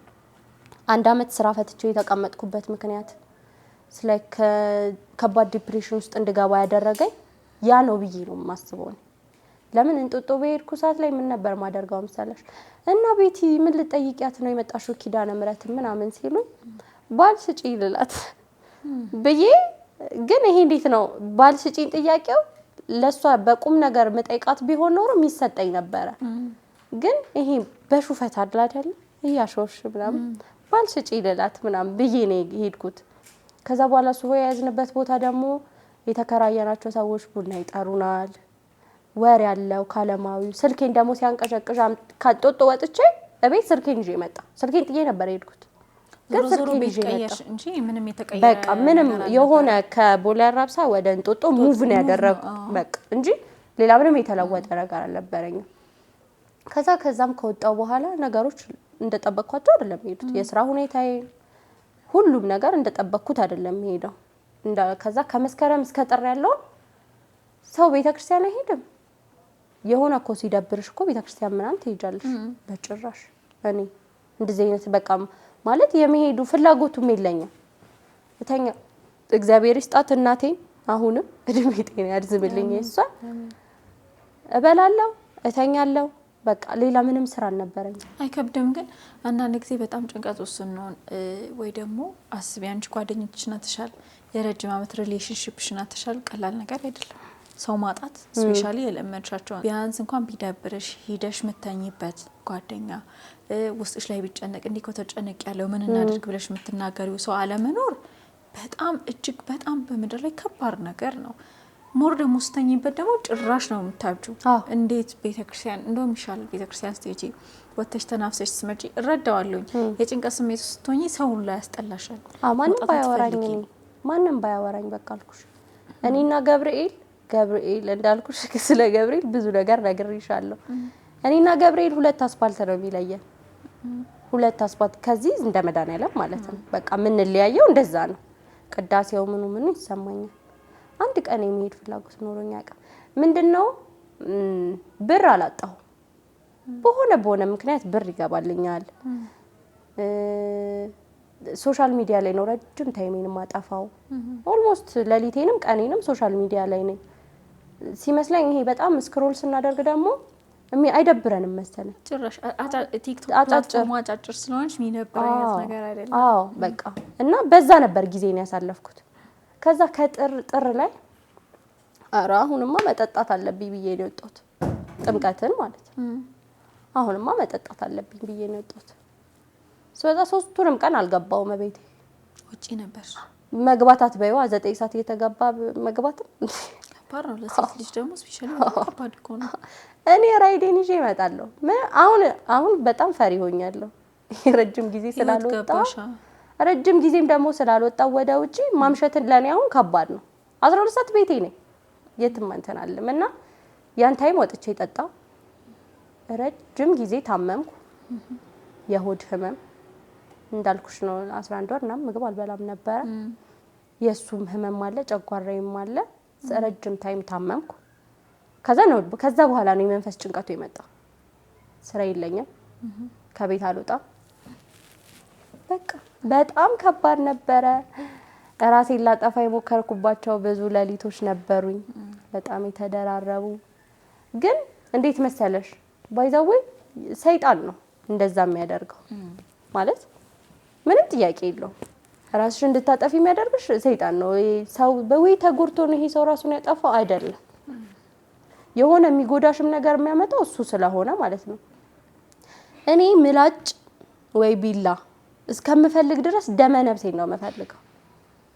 ማለት ይሄ እጄ ላይ ሲሆን ነው ማስትዝ የሚለኝ። የሆነ ከእንቅልፍሽ ስትቀሰቀሻለ እንደዛ ትዝ የሚለኝ እጄ ላይ ሲሆን ነው ማስታውሰው። አስታውሽ አሁን እዚህ ጋር ብቆርጥ እናቴ መኝታ ቤት ነው የምትተኛው፣ እኔ ሳሎን ነኝ።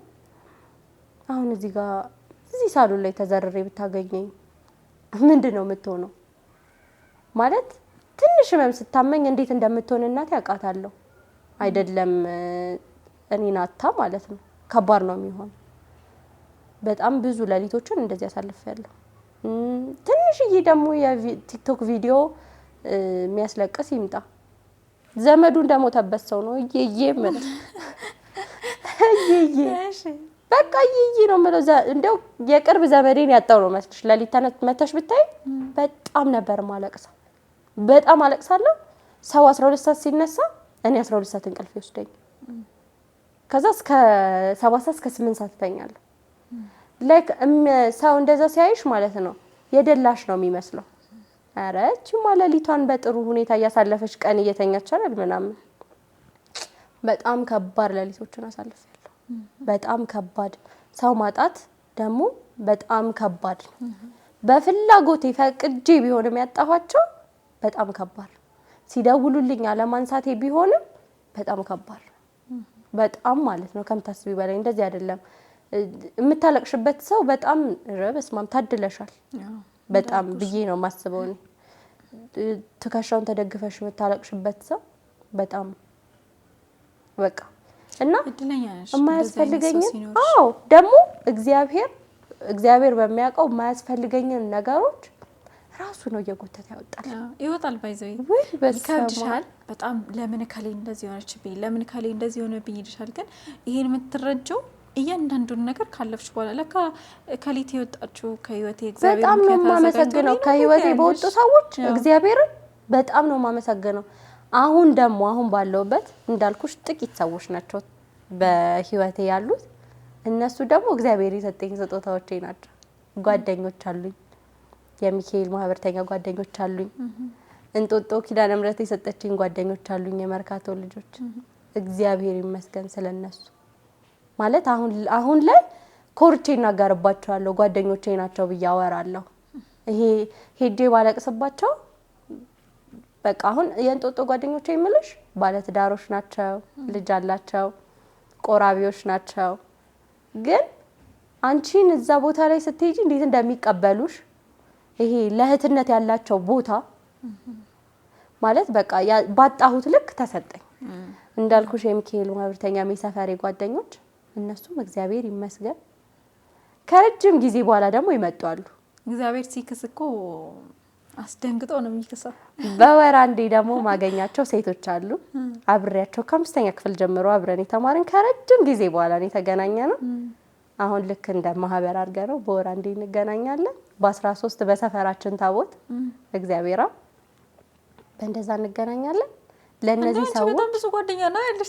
አሁን ላይ በጣም ደስተኛ ነኝ፣ ከምታስቢው በላይ ደስተኛ ነኝ። ይሄ እንዴት ነው አንዱ ጋር ደውለሽ የሆነ ነገር ብታማክሪው የምፈልገውን መልስ ይሰጠኛል። ከእምነታቸው የራቁ ጓደኞች አይደለም ያሉኝ። የሚካኤሎቹም አይጠጡ፣ እነዚህም በቤተ ክርስቲያን ነው የሚያገናኘኝ እንጦጦቹ። እግዚአብሔር ይመስገን ስለነሱ። እሱን ነው የምለው። እግዚአብሔር ሲለውጥ የሆነ ነገርሽን ይወስድብሻልና አብዝቶ ደግሞ የሆነ ነገርሽን ይሰጥሻል። ከዛ ሁሉ የመጠጥ ሱስ ከልጅነት የነበረ የመጠጥ ሱስ ወጣሽ። ከዘፈን ሙዚቃ በጣም ከባድ ነገር ነው። ከዛ ከሁሉም ነገር ወጣሽ። የሆነ ሰዓት ዲፕሬሽን ውስጥ ገባሽ ምናምን ነገር፣ ጓደኞችሽን አጣሽ። አሁን ላይ እግዚአብሔር ይመስገን ያ ሁሉ ነገር አልፎ ጥሩ ጥሩ ሰዎች በዙሪያሽ ከበውሻል። ከዛ በላይ ደግሞ እኔ በአንቺ ህይወት እግዚአብሔር ከብሮበታል ብዬ ማስበው የኛ የክርስቲያኖች ትልቁ ዓላማችንና ግባችን የጌታችንን ቅዱስ ስጋውና ክቡር ደግሞ መቀበል ነው። ሌላ ምንም ዓላማም እቅድም የለንም። የመጨረሻ ታርጌታችን እሱ ነው። ምን ያህል ዋጋ እንዳለው ምን ያህል ወደ መንግስተ ሰማያት እንደሚያቀርብን ስለምናውቅና እስቲ ስለሱ ደግሞ እናውራ።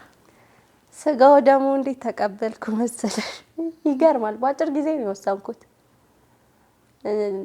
አላሰብኩም ሁላ እና እንዳልኩሽ ያ ዲፕሬሽን ታይም ላይ ብር አጣው። ብር አላጣም ነበር እንዳልኩሽ፣ ብር አጣው እና ሶሻል ሚዲያ የምጠቀምበት ገንዘብ አይኖረኝም። እና አሁን በቅርብ ነው ዋይፋይ ያስገባችሁ በእኔ ምክንያት እንጂ ዋይፋይም አልነበረም፣ አንሊሚትድ ነበር የምጠቀመው እና ያለቀ። ሄጄበትም አላውቀው ገብርኤል ጋር ሄድኩኝ። እሺ ገብርኤል እኮ እንዴት ሰማይ አባት እንደሆነ ታውቂ? እውነት ነው። እኔ አላውቅህም ነው ያልኩት። እኔ ማቅ በፊፊ ነው። ፊፊ በጣም የገብርኤል ወዳጅ ነች።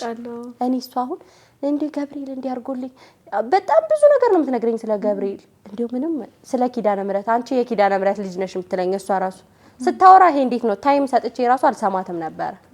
እኔ አላውቅህም አልኩት ገብርኤል ልጅ 11 ተኩል ነው የሄድኩት። ጨለማ በጣም ነው የምፈራው። እንግዲህ እንቅልፍ አልወስዳለኝ ቀጥ ብዬ 11 ተኩል እኔ አላውቅህም አልኩት።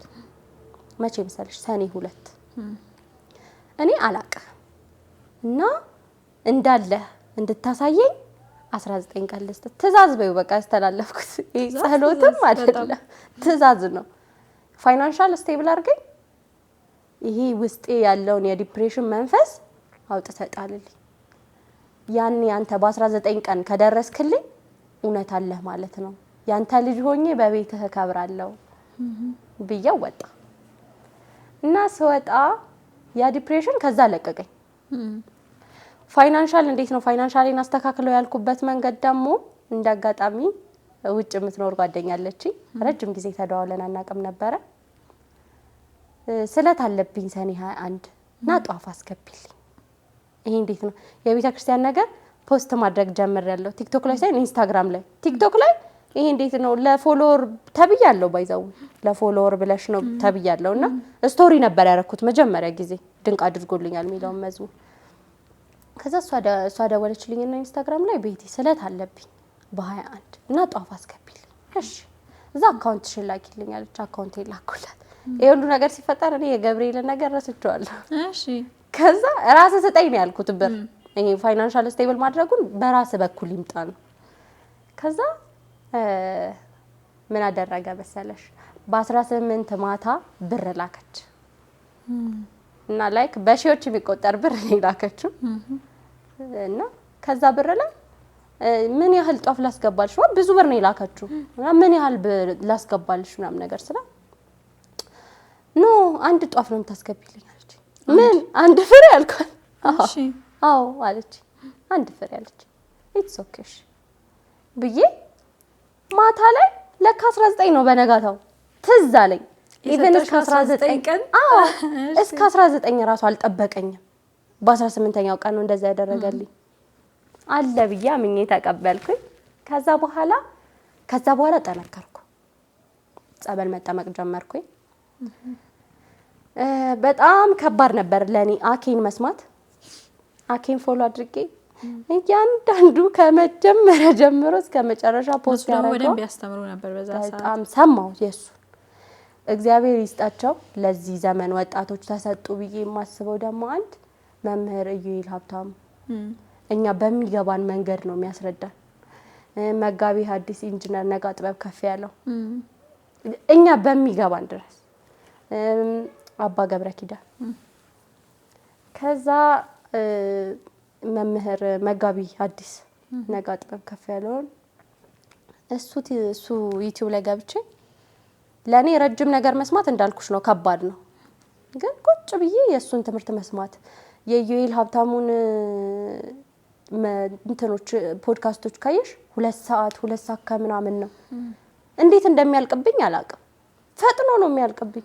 እሱን ቁጭ ብዬ መስማት ጀመርኩኝ። ከዛ እነዚህን በማደርግበት ሰዓት ላይ ኦንላይን ኮርስ ወሰድኩ። ሰኔ ሐምሌ ማለት ነው። ሐምሌን ኦልሞስት የወር ከምናምን ነው የወሰድኩት። እዛ በመሃል 4 ክፍል የቁርባን ነበረ እና ስለ ቁርባን ተማርኩ። ቤተክርስቲያን ማደር ጀመርኩ። ከዛ እዛ ይመጣ እያልኩኝ ቭሎግ መስራት ጀመርኩ እና አንዱ በስነ ስርዓት አንድ ማቀው ሰው አስቆመኝ። ቤቲ ፎሎወር ቀነሰብሽ እንዴ? እየቀነሰብሽ ነው? ለዛ ብልሽ ነው ስለ ቤተክርስቲያን ፖስት የምታደርጊው ምናምን ተብያለሁ። በእውነት ካንቺ ጋር እንዴት ነው ቆሜ ማስቀድሰው ተብያ አውቃለሁ። እና እንደዛ አድርጌ ከዛ ንስሐ ገባሁ። አባቴ እግዚአብሔር ይስጣቸውና መልካም አባት ናቸው። በጣም መካሪ አባት ናቸው። በእሳቸው የተነሳ ብቻ ንስሐ ገባሁኝ። ባይዛዌ ቄደር ስትጠመቁ ልዩ ስሜት ነው ያለው። በጣም ይሄ እንዴት ነው አዲስ እንደተወለድሽ ነው የሚሰማሽ። እና ያንን ቄደር ተጠመቅኩኝ ምናምን ጨረስኩ። እናቴ ልቆርብ ነው ያልኳት። አንቺ ሁሉንም ነገር ጨርሰሽ ማለት ነው? በቃ ጨረስኩኝና ልቆርብ ነው። ነሐሴ ጾሟ እንድታልፈኝ አልፈልግም ያልኳት። በጭራሽ እንድታልፈኝ አልፈልግም ስላት እናቴ የካህን ልጅ ነች፣ ብዙ ነገር ታውቃለች። እና ቁርባን ደግሞ አንድ ሰው ሲፈልግ እንደማይከለከል ታውቃለች። ማለት ይሄ እንደ ዘመኑ ወላጆች አይደለች። ገና እድሜሽ ገና ነው ምናምን የምትል አይነት እናት አይደለች። በዛ የተነሳ ነሐሴ 4 ስጋው ደሙ ተቀበልኩኝ። ተመስገን እግዚአብሔር ይመስገን። ከዛ ግን የገብርኤልን አንድ ተአምር ልንገርሽ። በቤትህ ነው መከብረው ብየው ነበር አልኩሽ። ረስቼዋለሁ። ኧረ እኔ አሁን ላይ የተሰጠኝ ነገር መርሳት በጣም ነው ነገሮችን የምረሳው። ከዛ ምን ተፈጠረ መሰለሽ?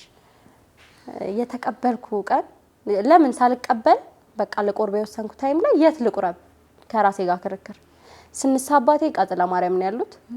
የኪዳነ ምሕረት ወዳጅ ነኝ። ሀያት ኪዳነ ምሕረት አለች። የት ልቁረብ ከራሴ ጋር ክርክር በጣም ተከራክሬ ከራሴ ጋር እናቴ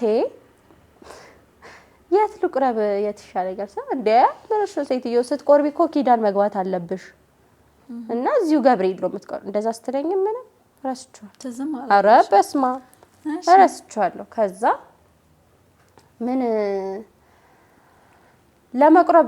ለመቁረብ የወሰንኩ ጊዜ ልንገርሽ።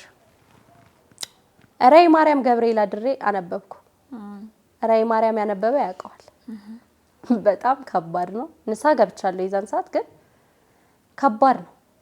ራዕይ ማርያም ማለት እያንዳንዳችን የት እንደምንገባ የሚያሳየን ነው። ፊፊ በጣም ጨቀጨቀኝ ነበር። ራዕይ ማርያም አንብቢ እና ያኔ ነው እኔ ለመቁረብ የወሰንኩት ነበር። ከዛ ገብርኤል ከተቀበልኩ በኋላ በጣም ሰውነቴ እሳት ነበረ። ሲጀመር ስጋው ደግሞ እሳት ነው፣ ግን በጣም ሰውነቴ ያቃጥል ነበር። ትንሽ አክስቴ ልጅ እንዲሁም እንዲህ ያረጋሽ ታይልኝ ነበር እንጂ እና ላመሰግነው እኮ ነው እንደው የኔ አባት አመሰግናለሁ። ከጌታዬ ጋር ስታረከኝ በቤት አከበርከኝ ስትዝ የተሳልኩት ስለ ትዝ አለኝ። እንደው አንተ ጎትተህ አምጥተኸኛል አመሰግንሃለሁ ብዬ እሱን አመስግኜ ወደ ቤቴ ገባሁ። ያው አሁን እንጦጦ መጥቼ ተቀበልኩኝ። ተመስገን እግዚአብሔር ይመስገን እያለ እግዚአብሔር በጣም በብዙ ነገር ጎብኝቶሻል ብዬ ነው የማስበው። በጣም ህይወት እንዴት ነው ከዛ ሁሉ ነገር ወጥተሽ አሁን ያለሽበት ህይወትን እንዴት ትገልጫለሽ? የሚመጣውንም አመት አሁን እንግዲህ ላንቺ 2018 ብቻ አይደለም የህይወትሽ አንድ ምዕራፍም ነው። አንድ ብለሽ የምትጀምሪበት አዲስ ምዕራፍ ነው፣ አዲስ እንደተወለደልሽ እና አሁን ላይ ስሜትሽ እንዴት ነው? እንዴት ልግለጽልሽ? በጣም ደስተኛ ሰው ነኝ። ያስተውቃል ፊትሽ ላይ ባዜ በጣም ደስተኛ ሰው ነኝ። በቃ እንዴት ብዬ ልግለጽልሽ? ደስታዬ እግዚአብሔር ጋር ነው። የኔ ደስታ እሱ ጋር ነው። በፊት በሳጭ ወይ እናደድ የነበረው ታይም ምንድነው? ሰዎች ጋር ነበረ ደስታዬ። እነሱ ጋር ሰጥቻቸው ነው እና እነሱ በፈለጉት ልክ እነሱ በሄዱበት መንገድ ልክ ሲሆን እኔ ይሰበራለሁ። አሁን ግን ማንም አይነቀነቀኝም። እሱ ጋር ብቻ ነው ደስታዬ ያለው። በጣም ደስተኛ ነኝ ከአምላኬ ጋር። እናቴ ቅድስት ድንግል ማርያም እንዴት ብዬ እንደምገልጽልሽ ስለሷ ምንም ቃል የለኝም። ኪዳነ ምሕረት ለኔ በጣም ብዙ ነገር ከብዙ ጉድ አውጥታኛለች። ማለት እንደኔ አይደለም እንደኔ ኃጢአት ሳይሆን በቃ እንደ ቸርነቷ እንደ ልጇ ቸርነት እንደ አስታራቂነቷ ሆና ከልጇ ጋር በጣም በብዙ አስታርቃኛለች። አሁን ላይ የህይወቴ መርህ ምን አለ መሰለሽ? እዚህ ዓለም ላይ ስንኖር ተከራይ ነን። እንዴት ላስረዳሽ መሰለሽ? አሁን ይሄን ቤት ያከራያችሁ ሰው አለ እና ልቀቁ ብሎ ሲመጣ ትለቃላችሁ። አማራጭ የለም። ግን ከዚህ በፊት የሰራችሁት ብር ከሌለ የት ሄዳችሁ ትከራያላችሁ? ስራው ይቆማል እንጂ። አሁንም እኔ የማስበው እዚህ ያልሰራሁት ስራ በአባቴ ቤት በፍጹም ምንም ቀጥታ ነው ወደ ሲኦል ነው የሚሄደው። ራዕይ ማርያም ላይ አንድ ንግግር አለች በጣም የምፈራት። እግዚአብሔር ፊት የቀረበች የኃጥአን ነፍስ ሂጂ ወደ አባትሽ ሰይጣን ትባላለች። በፍጹም እንደዛ መባል አልፈልግም። በፍጹም ቤታችንን ማስተካከል ያለብን አሁን እዚህ ባለንበት ታይም ካላስተካከልሽው እዛ ስትሄጂ ይሄ እንደ እንግዳ አይደለም እንደ ስራሽ ነው የምትስተናገጂው። እንደ ስራችን ነው የሚያስተናግደን። ለተራበ ካላበላው፣ ለተጠማ ካላጠጣው፣ ለታረዘ ካላለበስኩኝ በሰማይ ቦታ የለኝም። የኔን ታይም ስንቃችን ነው እሱ። በቃ መረማመጃ ወደዛ መሄጃ መንገድ ድልድያችን ምንም መንገድ እንደሌለኝ አውቃለሁና እዚህ አሁን የምኖረው እኔ እንደ ተከራይ ነው ማለት የሙት መንፈስ መጥቶ እስከሚወስደኝ ድረስ እንደ ተከራይ ነው የምኖረው አሁን ላይ እና አሁን ላይ በእግዚአብሔር እኔ በጣም ደስተኛ ነኝ። እግዚአብሔር ይመስገን። ሁሌም ነው ማመሰግነው። እኔ ስነሳም ስተኛም ምናምን አባ ገብረ ኪዳን እግዚአብሔር ይስጣቸው መዝሙረ ዳዊት አንብቡ ያሉን። እኔ መዝሙረ ዳዊት ከሳቸው በፊት እኔ አላውቅም። እኔ ዘውትር ጸሎት ነው የማውቀው። መዝሙረ ዳዊት ደግሞ በጣም ወሳኝ ነገር ነው። ኧረ እንቅልፍ ምተኛ ሰው አልነበርኩ እና እንቅልፌን አሁን እንዴት እንደምተኛ እንደሚስጥር ልንገራችሁ። የ3 ሰዓት ጸሎት አደርጋለሁ። በጣም ነው የምሰግደው። አቤት እንደ ህፃን ልጅ ነው የምተኛው ነው የምልሽ። እንደ ህፃን ልጅ በገንዘብ እኮ ማታገኘው ነገር ነው እንቅልፍን። ሰላማዊ እንቅልፍን በገንዘብ ማታገኘው ማታመኘው በዘመድ ማታመጪው ነገር ከእግዚአብሔር ብቻ የሆነ ነገር ነው። በቃ እና አሁን ስተኛ እንደ ህፃን ልጅ ነው የምተኛው በጣም እና ከዚሁ ጋር እንዲያያዝ እንዲነሳ የምፈልገው ነገር ኦልሞስት እየጨረስን ስለሆነ ቀሚስ እንዴት ይለበሳል ብዬ መልሰው ነበር። ቪዲዮ ላይ አይተሹ ከነበረ እንደዛ ማረጋቸው ቀሚሶች እንደዛ ነው ማረጋው ቀሚስ የነበረው እኔ አጭር በቃ በጣም አጭር ቀሚስ ምናምን እንዲሁም ሱሪ ብዙ ማማረግ ሰው አልነበርኩ።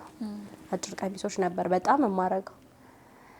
አሁን ያንን ቪዲዮ ፖስት ካረኩ በኋላ እኔና አንቺን ያገናኛን ቪዲዮ ፖስት ካደረኩ በኋላ ኢንቦክስ እንዲያው ኦርቶዶክስ መሆን በጣም መታደል ነው።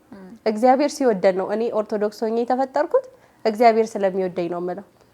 እንዴት ቅን ህዝብ ነው ያለው ማለት ኢንቦክስ በጣም ዲኤም የሚያደርግልኝ ሰው በጣም የተጨናነቀ ነው። በቃ እግዚአብሔር እንኳን ረዳሽ ምርቃት ኮሜንት መመለስ እስከሚያቀተኝ ድረስ ምናምን ነበር። በዛ መሀል ላይ ግን የደረሱኝ 1 2 3 ጥያቄዎች አሉ። ላይቭም ስገባ እንደዛው ማለት ነው። የቀሚስ ጉዳይ እንዴት አርገሽ ነው የቀሚሱን ጉዳይ እንደው የቆረብሽው ምናምን የሚለኝ ሰው አለ። ያንን የምልበት ምክንያት እኔ ቀሚስ ይሄ ማደርግ ሰው አይደለበርኩም። ሱሪ ነው ማደርገው። አጭር ቀሚሶቼ እንዳለ አውጥቼ ጥዬ ሱሪዎቼን እንዳለ ወደ ቀሚስ ነው የቀየርኳቸው። ራስሽ ማለት ነው? አዎ ቀደድኳቸውና ሰፊ ጋር ወስጄ በዚህ ልክ ስፋልኝ ብዬ በቃ አሁን ጅንስ ቀሚሶቼን እንዳለ ብታያቸው ራሳቸው ቀሚስ የነበሩ ነው የሚመስሉት። እንደዛ ነው የማደርገውና ይሄ እንደ ምክንያት የሚገድበን ነገር ሊኖር አይገባም። በጣም ጥሩ መልእክት ነው። አዎ። ሁለተኛ ደግሞ ልናገር ወደዚህ የመጣሁበት ምክንያት ወጣት አይቆርብም የሚባል ነገር የለም። ይሄ ማለት እንዴት በዚህ እድሜሽ የሚለኝ በጣም ብዙ ሰው ነው። እኔ አብረውኝ ሊቆርቡ የተሰለፉ እናቶች እንዴ ልቆርቢ ነው ልታስቆርቢ ነው የሚለኝ በጣም ብዙ ሰው ነው። አሁን እንዲነሳ የፈለኩት እንዳላረዝምብሽ ሳርዬ፣ ወጣት ይቆርባል። እንዲያውም ወጣት ነው መቁረብ ያለበት። አሁን እኮ እየተሻሻለ ነው። በነገራችን ላይ በጣም ብዙ ወጣት ቆራቢ ያያየን ነው። እንጦጦ እንዳልኩሽ በጣም ይሄ አሮጊት ምናምን እንደ ድሮ እንደምናስበው እኔ ድሮ የሚመስለኝ ከሆነ እድሜ እንቆርባለን፣ ከሆነ እድሜ በኋላ ሴት ልጅ የወር አበባ ካየሽ በኋላ አትቆርብም አሁን ይባላል። ከዛ በኋላ ደግሞ ይሄ እንደ ጡረታ መውሰጃ ነው የሚመስለው። አሁን አሮጊቶች ሽማግሌዎች ካየሽ በእድሜ ገፋ ያለ ሰው እንደ ጡረተኛ ይሄ ከእግዚአብሔር እንደሚወስደው ጡረታ አለ አይደል? እንደዛ ደግሞ መሆን የለበትም። እኔ በተማርኩት ልክ ማለት ነው። እንዴት መሰለሽ ስንቆርብ ብዙ በረከት አለው። እኔ ብዙ በረከት አግኝቼበታለሁ። የፊቴን ማማር ተውት። እውነት ነው። እኔ ራሴ ያየሁት ያለው በጣም የሚያበራ ነገር አለው። ለምን ከቆረብኩ በኋላ ብዙ ሰው ስላለኝ ነው።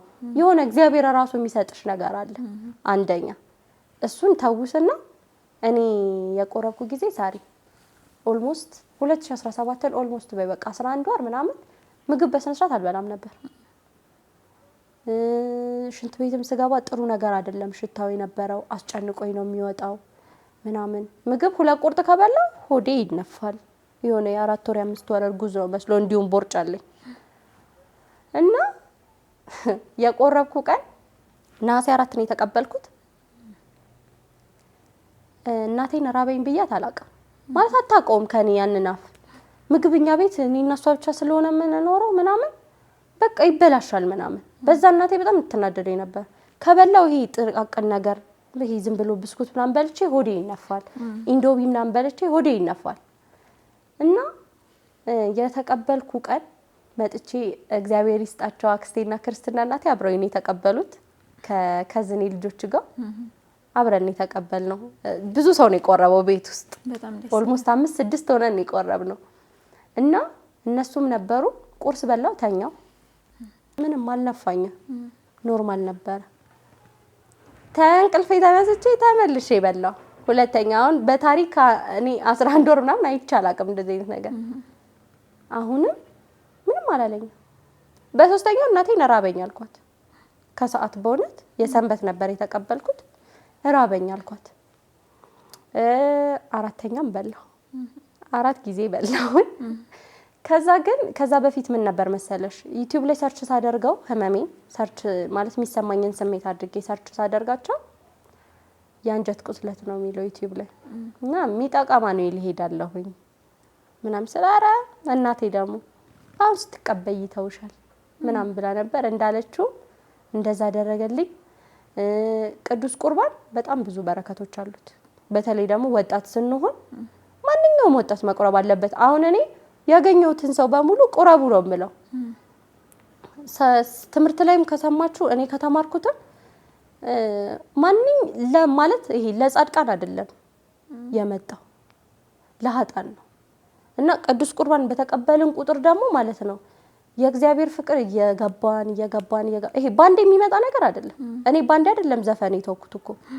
እኔ አሁን ዘፈን ለመስማት በጣም ነው የሚከብደኝ። እንደነገርኩሽም ታክሲ ላይ እንዴት ታረጋለሽ ስትይኝ ኤርፎን በሁለቱም ሰክቼ ምናምን ነው የምንቀሳቀሰው። በገና በፊትም ወደ አይነሳ አልነበርኩም። አሁን በገና በጣም ውስጤ ደስ ብሎት የሚሰማው ዝማሬ ነው። እና ባንዴ ሁሉም ነገር አይመጣም። መጀመሪያ ማንኛውም ሰው ንስሐ ከገባ ስጋው ደግሞ የመቀበል መብት አለው ማንኛውም ሰው። እና በእኔ ይሁንባችሁ፣ እዚህም ያላችሁ በእኔ ይሁንባችሁ፣ ስጋው ደግሞ ተቀበሉ። ትልቅ በረከት አለ። በጣም የ2018 እጅግ በጣም ትልቁ መልእክት ነው ያስተላለፍሽልን። በጣም ትልቁ መልእክት ማለት ነውና አብዛኛዎቹ እኔ ጋር የሚመጡ ልጆች የሚገርምሽ ነገር እዛ ደረጃ ላይ ደርሰው ነው እግዚአብሔር ይመስገን። ግን ያንቺ በጣም በአጽንኦት ነው በቃ ተቀበሉ የሚለው ያየሽበት ለውጥ ስለምታውቂ ነው። እኔም አንቺ ላይ ስለማየው ነው። እግዚአብሔር ይመስገን።